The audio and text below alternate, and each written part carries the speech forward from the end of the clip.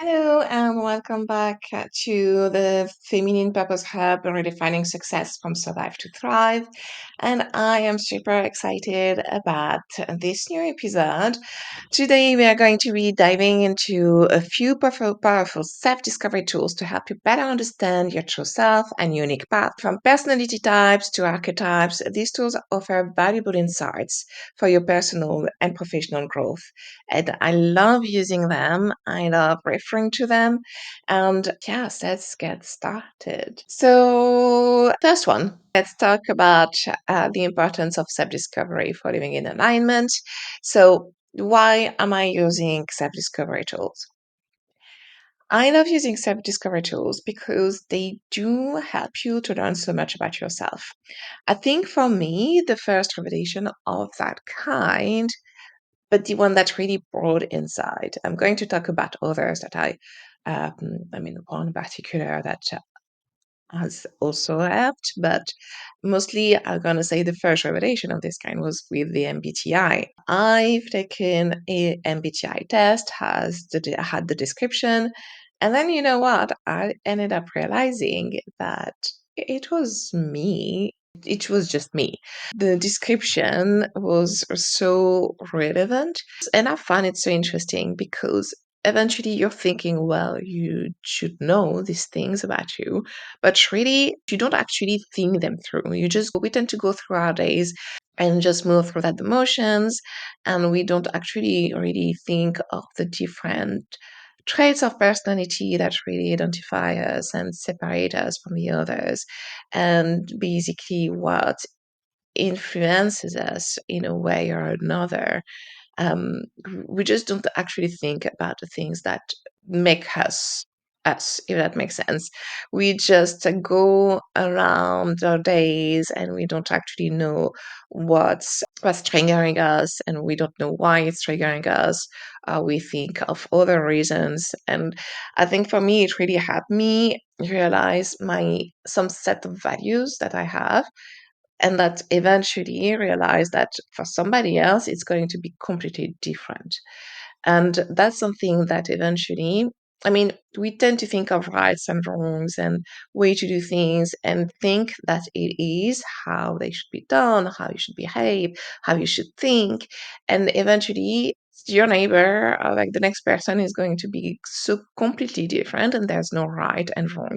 And this really allowed me to start realizing that we tend to have our preconceptions of things, often identified by society, our education, our environment, different aspects, and eventually not realizing that it is mostly something that we've self-built. So that's why I found it so interesting, like captivating to realize that if I am like that, the other way around, there are things that you're just not going to like about yourself, but eventually realize that it's not so bad. It is just you, and you can work with it, and if you embrace it as well. So, same thing, I just get back into it a bit later. I just found it very fascinating in that sense. And then that just interested me, and like to the point where I started to figure out other systems and see how you work with them. And I heard about other things like the human design, enneagrams, like the Dharma Archetypes. So there are just things that just are helping you so much identifying things about yourself without actually realizing sometimes that maybe you're leveraging too much of certain aspect, and that you need to be a bit more flexible on some things. I think it's really helping you connecting with your authenticity to be able to identify your core values. And if you want to be able to be aligned with yourself, if you want to be aligned with your purpose, if you want to be balanced with your feminine and masculine energies, you need to be able to identify these kind of things.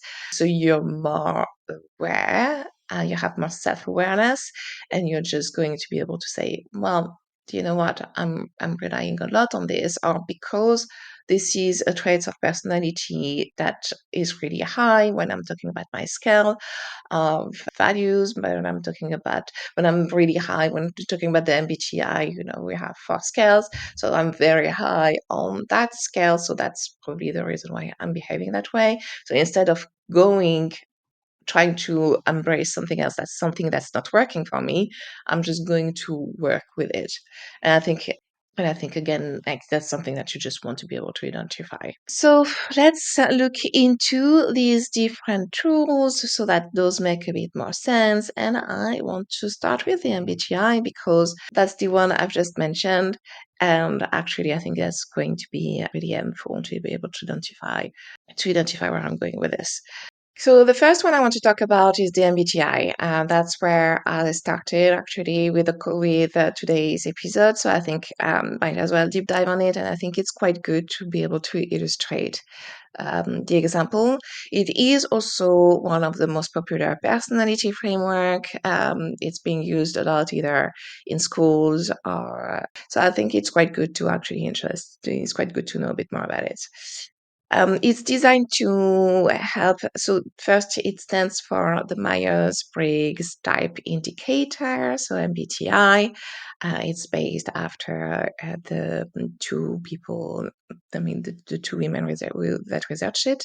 It's designed to help people better understand their preferences in 4 main areas. So how you gain energy, how you gather information, how you make decisions, and how you approach the world. Each person's MBTI combines these preferences into one of 16 unique types, each with its own strength and areas of growth. So typically, I think that's something that's quite important to understand as well, is that through these indicators are scales. That's why I was mentioning scales a bit earlier. You are not completely at 100% of one point of the scale. So remember, these are preferences. So that means in some situation, at some time, or most of the time, you are going to be having a preference in some situation versus somebody else. So that's why it's quite interesting to actually understand as well. Um, these are typically scales, and sometimes that means that you're going to have one archetype that's going to be quite strong for you, that's going to be the dominant, but it's quite also interesting to look into your second score, third score, to see basically what are the other things that resonate with you as a scale, and this is what we're going to look into. So this is typically where comes the extraversion versus introversion, and that a lot of people talk about, but is often very poorly understood. Introversion is often seen as someone who does not like social interaction or who's shy. It's not exactly what it is. We're going to see that. Whereas like someone who's extroverted is going to be seen as the social butterfly, talking out, being always up there with people, like the most social person. And that's what I found quite interesting is that there are negativity attached to both. Someone who's mostly introverted, I always have the feeling that introverted are being seen as people who cannot do things, cannot connect with people, that cannot be that cannot have leadership qualities. And whereas the extroverted, I'm realizing more and more that they're seeing themselves as being sometimes too much. And I find it very interesting that we attach so much negativity to one or the other. There shouldn't be, again, also because they are often very poorly understood, simply because this scale is mostly attached to how you reflect. Basically, it's how you gain your energy. Okay, it's how you direct and gain your energy. So extroverts tend to gain energy from interaction, while introverts tend to recharge in solitude. It does not mean that extroverts are constantly going to be with other people. It just means that's the moment that they're going to recharge their energy. Same thing the other way around. It doesn't mean that introverts cannot be social. It just means that they need a bit more alone time to be able to recharge. And also another thing that's quite interesting about that is it's actually typically a physiological trait. Each side doesn't have each side for each side their brains do not work the same way, and they do not use some hormones the same way. If you let me know in the comments if you really want me to have specifically an episode focused on introversion versus introversion. Okay, let me know in the comment if you want specifically an episode focused on extraversion versus introversion, so we can actually discuss this a bit more. I find it quite fascinating myself, and yes, there is actually a physiological reason for that. So tune in to know more eventually. The other scale is going to be sensing versus intuition. So this covers more how we take information. So sensors focus on details and practicality, while intuitives look for patterns and the bigger picture. Again, quite something to know most of the time regarding the people you're going to be to work with. Not everyone is going to come around with their MBTI archetype, but if you're seeing that you're collaborating with someone who is very focused into details and practicality, when you tend to see more the bigger picture, it might be because of that. This preference can be powerful in knowing how we best process and analyze information, whether it is at work or in personal decisions. Then comes the thinking versus the feeling. This is all about decision making. So not how it actually progresses, right? You first how do I gain energy? How do I take in information? And basically, what do I do with this information to make decision? So thinkers tend to prioritize logic. Thinkers tend to prioritize logic and objectivity, whereas feelers weigh personal values and emotions. So this helps us understand why we might lean towards data or why, alternatively, we tend to feel into our decision and rely more on our gut feelings to be able to make choices. And then comes judging versus perceiving. So that's the last bit. Yeah, this is how you approach life in general. So judges tend to prefer structures and planning, while perceivers are more adaptive and spontaneous. Um, so if you actually recognize this preference, it can help you identify your work and lifestyle routine that feel the most natural and the most sustainable for you. A good way to actually maintain your energy, to sustain your energy on the long run. So not as well how we started with extroversion and introversion, which was how you gain energy. So how here, then how you take information to be able to make decisions, and then basically your approach to life on a larger scale. So again, these are actually four areas that complete each other. Something I want to highlight is that this is not exact science, and this is going to be true for any of the archetypes. They are tools to use as guidance to better understand yourself. And once you understand better, like some parts of yourself, like maybe you didn't have the keys for, then you can work with it. But it's not rigid. Again, these are tools, and you use different tools for different aspects. Some things are going to work better for you, and others are going to work better for others. So quite interesting to know. It's quite interesting to address, to better understand yourself. But then, obviously, it's not rigid. It's mostly used as self-awareness tools. And as well, it can be quite useful for you in terms of leadership to actually understand your leadership style, but also to understand how your team works.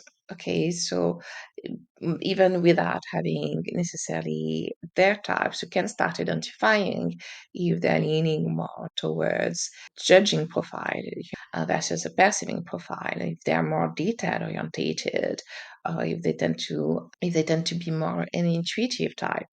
And mostly understanding that there is nothing wrong with one or another, but just trust that their approach of life is the one that fits for them and just learning to work with it.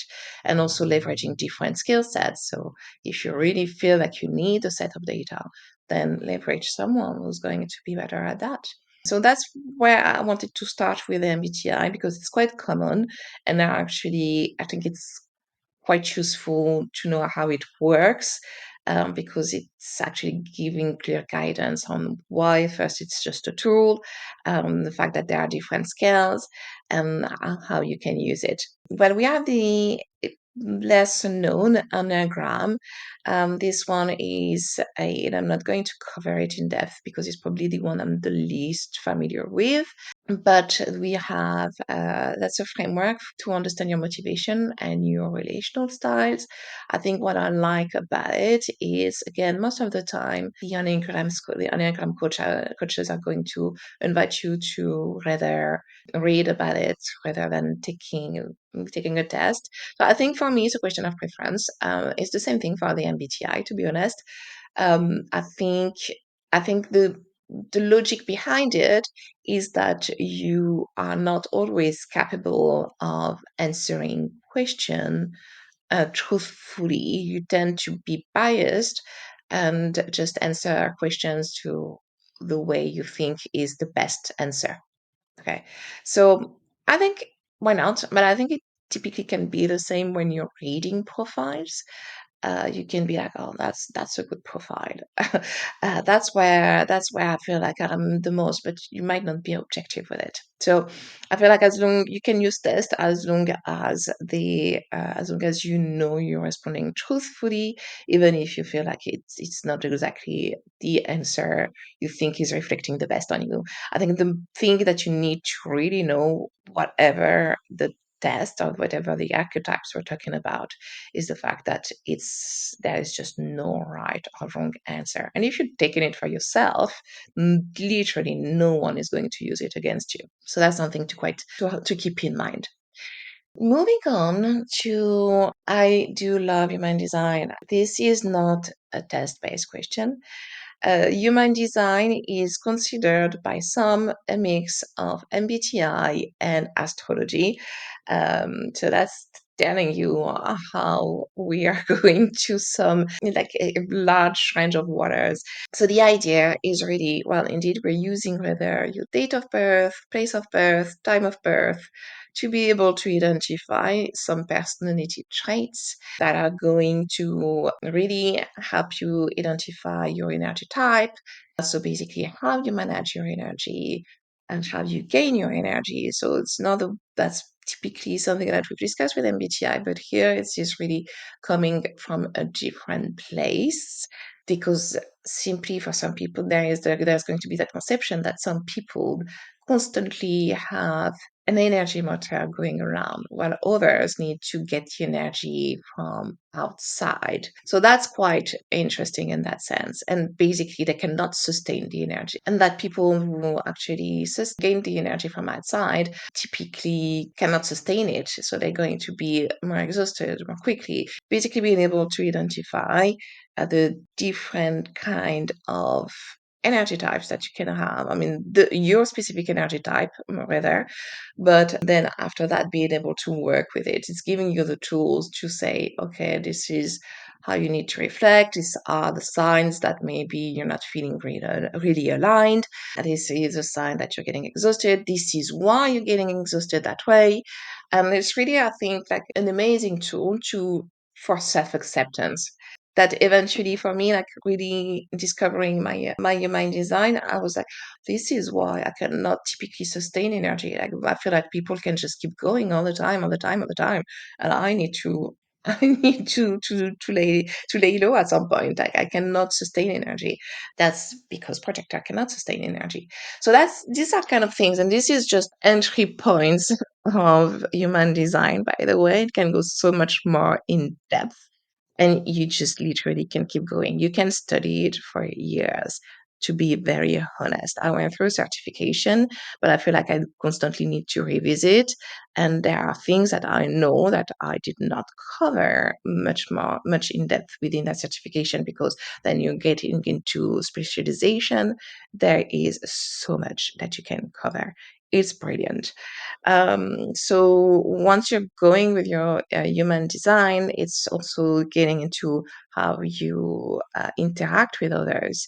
It's also how you can connect with your intuition. It's also how you lead with project. It's also how you recharge. So many things that you can actually discover, and how you like being part of a group, and which kind of person you are when you are part of the group. So there are so many things that you can cover with it. And yes, it's brilliant. I really invite you to look into it. I cover it within the Feminine Purpose Map. I have no reading opened for now, but that's definitely something I'm going to get back to. Another one, because we're talking about the human design right now, so let's get into astrology.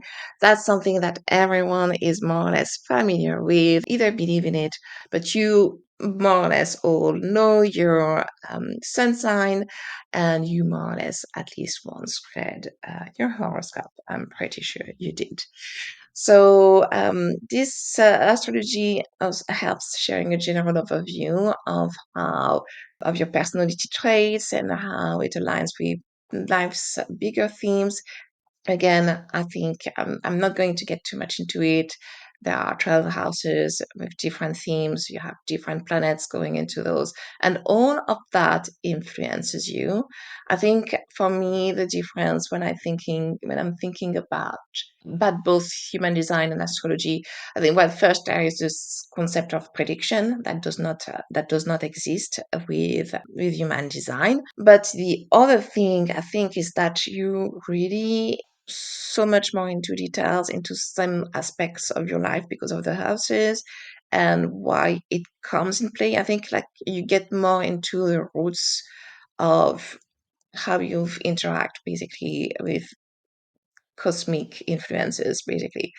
And I find it really, really interesting. I feel like there's not much more information, but there is much more sense of how you're connecting the dots when you're looking at your astrology charts. More connecting the dots with yourself and with different aspects of your life. So that's quite interesting. Same thing, went through certification with that and do not have any open slots for it, but um, I will cover it way or another with the Feminine Purpose Map. Then comes the Dharma Archetypes. So these are more related very much to your purpose as such, and your life purpose, and basically what is your dominant archetype. So the Dharma archetypes, there are 9 of them. 9 Dharma archetypes is being put together by Sarah Rose, if you know her work. She wrote books about Ayurveda, about discovering your Dharma. So very tuned into these type of topics, about feminine energy, divine feminine as well. So we use those Dharma archetypes to be able to give you guidance and make you step into a process where you can actually find your purpose and define the things that are going to be options that you have that are going to be the closest to your real soul types. So these are quite interesting for being able to get really, I think, once you've really gone into other self-discovery tools, I also use Dharma Archetypes in the Feminine Purpose Map, because that's one of the certification I've taken in terms of coaching. So that's really what you want to have once you really went through the self-discovery, the other self-discovery tools, to be able to define, okay, your action plan. So I think I am more a researcher, for example. So how can I could put that in place? I am more of an entertainer. I am more of a visionary. So these kind of things are an activist. So these are the things that were basically you're going to identify your dominant archetype. So that means your dominant set of values that you want to find to be able to achieve your purpose. Comes after that, well, the feminine power archetype. Maybe some of you have taken the quiz yet. If not, I will put the link into the description of the episode. So jump into it and take the quiz. It's going to help you identify basically what's your main feminine power. Are you more a creative collaborator? Are you more inspiring change maker? So there are 5 profiles. And basically, that's going to help you identify what are your strengths that you can lean on, but what also are your challenges. So basically, your challenges that are stopping you to live fully with your feminine energy, and that can be in different aspects about setting boundaries, finding work-life balance, wanting to be too much of service to others, and maybe not to put yourself enough at the center. There can be so many things, but basically, based on your 5, one of which one is going to come through, you'll be able to know what are your strengths, where you're the most inspiring for people around you as well, and basically what are the challenges that you can work with. So that's a great way to be able to define your motivators and your purpose-driven qualities. So again, feel free to just take the test. Again, I think, as I mentioned, an archetype is going to be a guidance. So just you're doing it for you. Just make sure that you are answering in the most truthful way possible. Okay, so we've done quite a good tour of the different tools. I think how to use them on a regular basis. Well, it really can help you, improve communication, your team dynamics, and alignment in professional settings. Alignment, it can be both in terms of the type of job you're doing or how you're doing it, and on the personal level, it really can help you foster self-care, making purposeful decisions, and basically have more fulfilling connections with others. And I think really understanding and appreciating that there are different types, and there's nothing wrong with it if someone is functioning in a way which is completely different than you. Either way. Not wrong for you, not wrong for them. So I'd love to hear which tool resonates with you the most and any insights with you that you gained. If you want me, so the idea for me really in this episode is to give you insights, not to overwhelm you with information. So I've been trying to get a bit high level, but if you want me to deep dive a bit more in um, a specific tool, I'll be more than happy to get into it and to make an episode specifically focus on those. So yeah, let me know how that resonated with you. If you were using those before, if you've discovered new ones, and if you would like me to get a bit more into details in some aspects. Until then, I'll see you for the next episode, and thank you so much for joining me today. Thank you. Bye bye.